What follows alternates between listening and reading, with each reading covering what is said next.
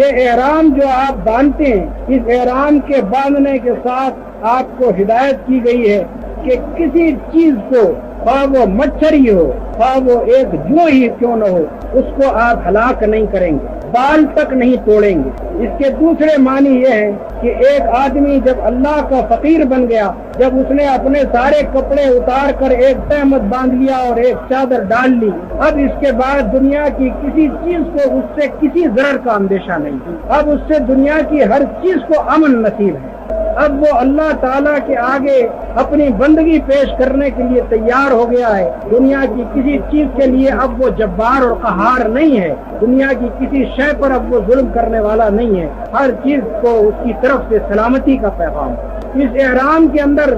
یہ ایک خاص بات ہے جس کو آپ ملحوظ رکھیں، وہ یہ ہے کہ اللہ تعالیٰ ہمارے وہ سارے لفافے اتروا دینا چاہتا ہے کہ جو ہم نے اپنے اوپر اوڑھ رکھے ہیں، جن کے اندر ہم نے اپنے آپ کو اپنی اصل حقیقت سے کچھ زائد بنا رکھا ہے۔ اللہ تعالیٰ چاہتا ہے کہ تم بندے ہو، صرف بندے ہو کر رہ جاؤ، تم کہیں کہ بادشاہ ہوا کرو، یہاں آئے ہو تو تمہاری حیثیت بندے سے زائد نہیں ہے، تم کہیں کہ کوئی جنرل یا فیلڈ مارشل ہو سکتے ہو، لیکن یہاں تم سیدھی طرح سے بندے ہو کر آؤ۔ ایک عام فقیر آدمی، ایک دنیا کا ادنا سے ادنا شخص جس حالت میں آتا ہے اسی حالت میں تم بھی آؤ۔ ہر ایک کو اللہ کے مقابلے میں بجز بندہ ہونے کے کوئی اور مقام حاصل نہیں۔ یہ احرام ان سارے لفافوں کو اتار کر ہمیں بندگی کے مقام پر لا کر کھڑا کر دیتا ہے، اور اس بندگی کے مقام پر جس کے اندر ہمارے لیے کسی کبریائی کی گنجائش نہیں ہے، اتنی کبریائی کی گنجائش بھی نہیں ہے کہ ہم ایک مچھر کو مار دیں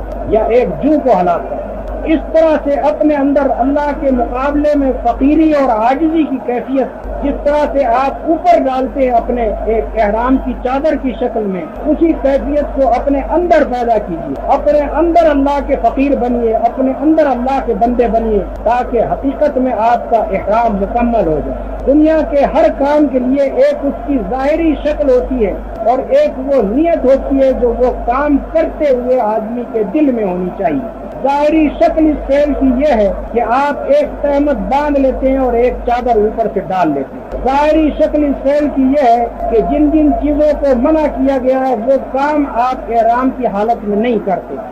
لیکن اس کی باطنی کیفیت جو ہے وہ یہ ہے کہ آپ بس اللہ کے بندے ہو کر رہ جائیں، اور تمام دوسری چیزیں جو اس بندگی سے زائد آپ نے اپنے اندر پیدا کر لی ہیں ان سب کو اپنے میں سے نکال کر پھینک دیں، اپنے اندر خدا کے لیے عاجزی اور بندگی اور فقیری کی کیفیت پیدا کریں۔